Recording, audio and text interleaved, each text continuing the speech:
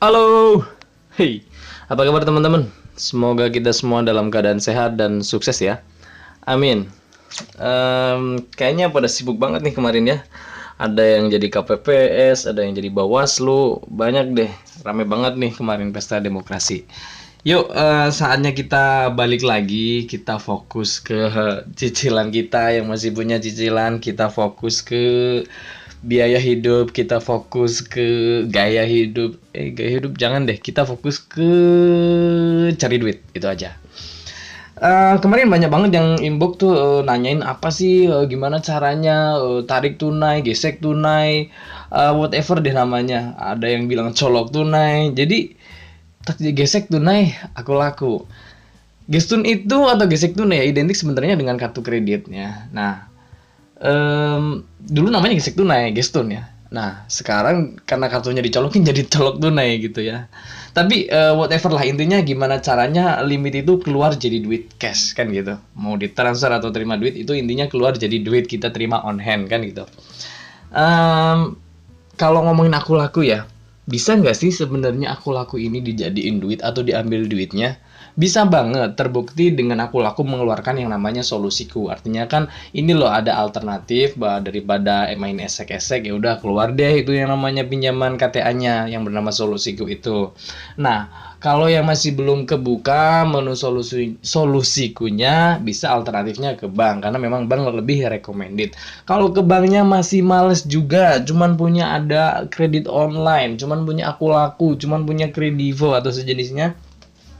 Sebenarnya kita bisa kreatif. Nah, cara yang pertama untuk menjadi kreatif dengan aku laku adalah menjadikan aku laku sebagai online payment. Jadi untuk mengambil duit di aku laku kita sebenarnya mudah. Pertama menjadi online payment ya. Online payment itu sebagai agen pembayaran. Ya kalau dihitung-hitung sih ada berapa ya? Ada banyak lah produk di aku laku ya. Kita bisa mulai dari coba jual voucher pulsa, lumayan tuh kan selisihnya. Artinya kan kita terima cash, kita bayar pakai limit kan gitu. Customer kita dapat produknya, kita bayarnya pakai limit kita kan gitu. Kemudian kita juga bisa main di pakai data, bisa juga di bayar listrik, bisa juga di tiket pesawat. Nah, cuman untuk tiket pesawat ini ada disclaimernya. Disclaimernya selisih bayar dengan selisih yang diterima itu agak lumayan. Artinya gini, kalau misal kita membarter limit kita dengan membelikan tiket pesawat orang dengan metode aku laku, ya kalau menurut saya sih kalau nggak terlalu kepepet banget ya, jangan deh karena agak lumayan juga nih. Tapi ya itu jauh lebih murah daripada kita dengan metode lain. Metode lain apa? Nanti yang banyak orang terjebak di sana. Salah satunya kita bisa main untuk penjualan tiket pesawat itu.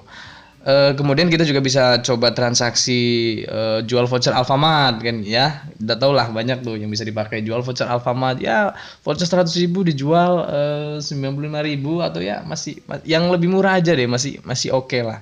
Terus juga kita bisa sebagai alat bantu untuk pembayaran BPJS, bisa juga untuk jual voucher game. Artinya gini teman-teman. Ini ada menu produk di aku laku, ada layanan produk digital ya. Ada dari pulsa, data, listrik dan sejenisnya. Nah, kita bisa manfaatkan tuh, kita bisa jadikan duit. Nah, cuman kendalanya dari beberapa produk ini mempunyai limit. Misalnya nih kayak pulsa. Kalau transaksinya udah sampai 200 atau 300.000, kita tidak bisa transaksi lagi. Kalau misalnya lagi untuk pembayaran BPJS, kalau sudah lebih dari 200.000, dia juga nggak bisa. Artinya ya memang terbatas. Kalau kita customernya banyak kemudian kita layanin pakai aku laku, ya nggak cocok. Artinya ini hanya sebagai alternatif loh. Ini loh ada alternatif cara untuk menjadikan duit atau ngambil duit dengan cara seperti ini dari limit kita. Ya kecil-kecil tapi worth it loh. Lumayan membantu, dari pulsa juga kebantu, listrik juga kebantu. Iya nggak ada salahnya deh. Ini alternatif itu ya. Terus cara untuk menarik limit yang kedua itu dengan melalui shopping. Banyak dulu yang coba praktek, bisa kita coba dari beli HP terus kita jual. Masih layak nggak kalau sekarang ini? Ya kalau menurut saya sih penyusutannya jauh turunnya jauh banget lah. Jadi not recommended. Tapi itu memang alternatif. Terus kemudian kita bisa coba beli elektronik yang lain, dimulai dari laptop atau sejenisnya ya.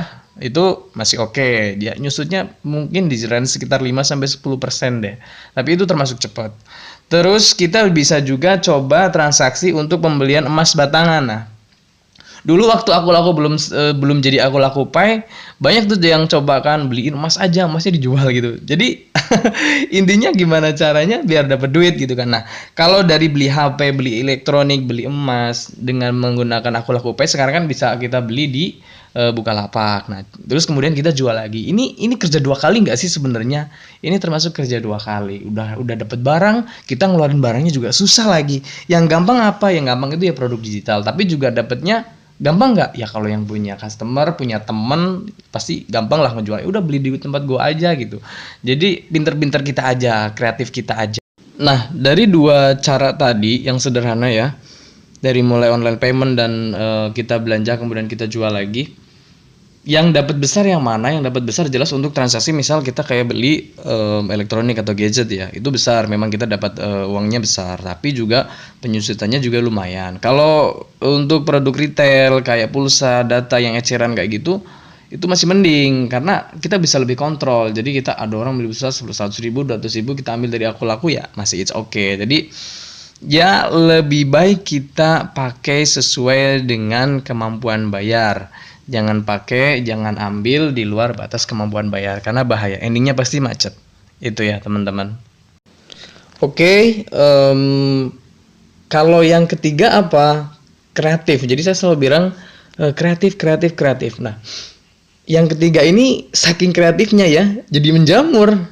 Nah, cara alternatif tarik limit ya, tarik tunai untuk limit aku laku itu bisa kita bilang ya melalui jasa gesek tunai atau melalui jasa tarik tunai. Nah, ada 2 cara sih sebenarnya untuk melakukan transaksi ini. Yang pertama kita benar-benar terima beres. Nah, terima beres ini kadang banyak orang yang terjebak di sini. Terjebaknya apa? Ditipu. Masih mending kalau kita benar-benar terima dananya.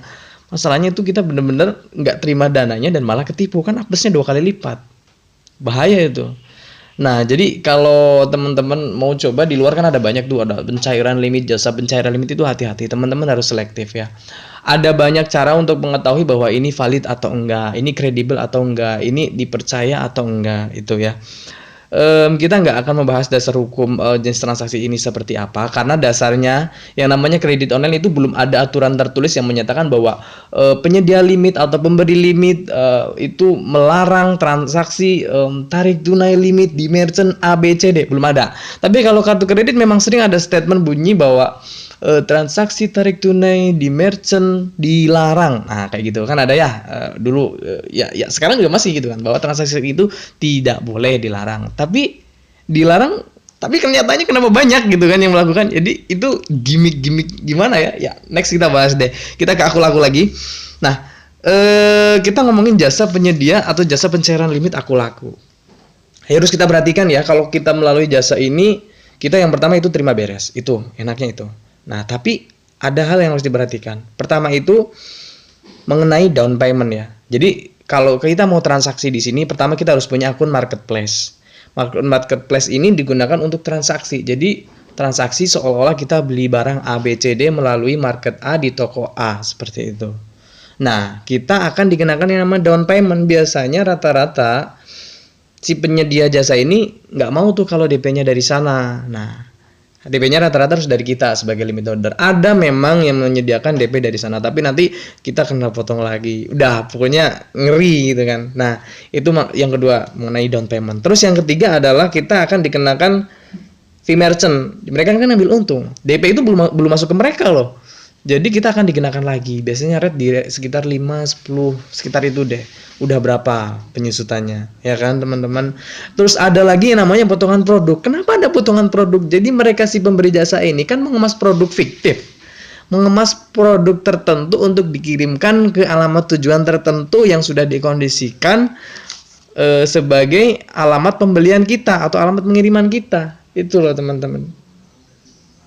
Nah, kalau nggak pingin melalui jasa, bisa nggak sih? Bisa. Kita tinggal kopas aja caranya mereka. Kita bikin akun beli sama akun temen, kita joinan aja deh. Gue sama temen gitu kan, kita sama temen kita sebagai pembeli, temen kita sebagai penjual. Itu. Harus punya 2 akun marketplace. Terus ngomongin produknya, apa sih yang enaknya bisa dimainkan? Rata-rata produknya itu produk fisik sama, cuma itu harganya gelap. Kenapa gelap? Harga yang tidak ada satuan pastinya. Biar apa? Biar tidak mencolok banget. Kalau elektronik ada HP harga 1 juta, harga 2 juta, ada harga 20 juta. HP seri-seri tertentu kan harganya juga di pasarannya jelas. Nah, kalau harganya gelap itu apa? Contoh nih, nomor cantik. Ada juga batu akik. Terus aki-aki. Terus ada juga koleksi. Ada juga terasi. Nggak, bercanda. Itu kita bisa coba dari nomor cantik, batu akik, koleksi, barang-barang antik lah. Asal jangan empok hati aja. Jadi barang atau item yang memang sifatnya itu didasari suka sama suka, itu polanya. Nah, kalau yang namanya jasa pencairan seperti ini atau kreativitas penarikan limit ini, kita juga harus memperhatikan masalah pengiriman. Nah, rata-rata sih kalau kita transaksi seperti ini, pengirimannya itu milih yang cepat. Biasanya itu pakai Gojek atau Grab ya. Jadi pakai ojol, Mang Ojol itu yang nanti sebagai pilihan alternatif untuk pengiriman paketnya. Jadi jarang sih kalau misalnya transaksi kemudian kirim pakai ekspedisi. Ya kalau mau natural banget sih bisa sih pakai itu. Cuma ya lama. Rata-rata kan pengennya yang cepat. Namanya juga udah BUCPT kan gitu. So teman-temanku, intinya mengenai gesek tunai aku laku atau tarik limit aku laku. Di sini kalau kita transaksinya menggunakan merchant atau kita dengan partner kita, baik kita atau teman ya, itu semuanya mengalami penyusutan. Intinya itu, semua mengalami penyusutan nilai. Perhatikan beban kredit yang harus dibayar nantinya, karena itulah yang akan menentukan apakah kita akan lancar atau macet. Itu. Jadi kalau sebagai online payment itu masih terkontrol. Itulah kenapa aku laku sebagai limit pemberi limit ya. Mereka memberikan batasan transaksi untuk item-item tertentu. Pulsa dibatasi, data dibatasi, listrik juga dibatasi karena mereka tahu ada potensi untuk menjadi kredit macet. Kalau shopping dibatasi nggak dibatasi karena rata-rata untuk shopping juga udah kelihatan kalkulasinya. Paling hanya pakai di range 30-40%. Tapi kalau udah sampai ketarik limit ya kan, ini berpotensi untuk disedot habis. Makanya di sini kita harus benar-benar memperhatikan penyusutan nilai sekali lagi dengan beban kredit yang akan kita terima nantinya. Itu ya teman-teman. So intinya kalau mau aku laku bermanfaat atau kredit online bermanfaat itu pakailah sebagai alat bantu untuk mencapai peluang usaha. Bisa dari online payment. Online payment recommended.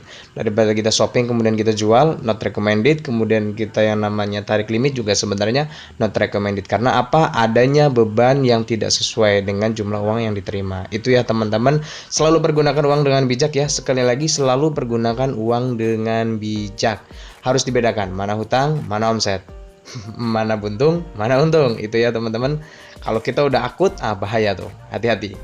I think that's enough ya. Semoga bermanfaat. See you on the next video. Sukses untuk kita semua. Bye bye.